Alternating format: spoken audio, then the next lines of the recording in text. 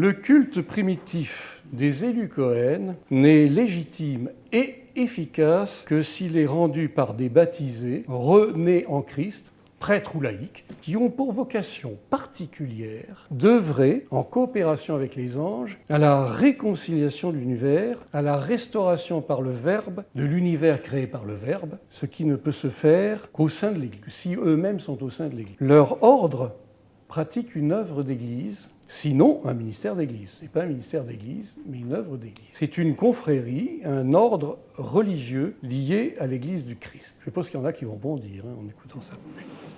Et de ce fait, leur sacerdoce, qui découlait primitivement du Verbe créateur, figure, je le répète, archétypique d'Adam, prototype d'Adam, proto-Adam, découle désormais du Verbe incarné, nouvel Adam, par qui, avec qui et en qui il l'exerce. Et c'est lui, ce proto-Adam, nouvel Adam, qui, en manifestant sa présence par celle de la chose, légitime et bénit le culte que pratique le sacerdoce Cohen.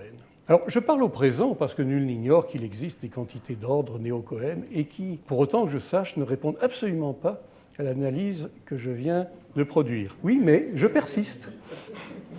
Je persiste parce que j'estime que ma logique est irréfutable. Alors, elle part d'un postulat, bien entendu, qui est le postulat chrétien. Alors, comme tout postulat, était indémontrable.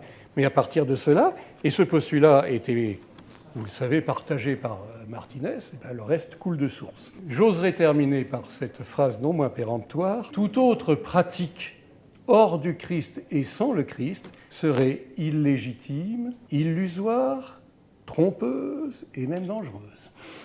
Je vous remercie de votre aimable attention.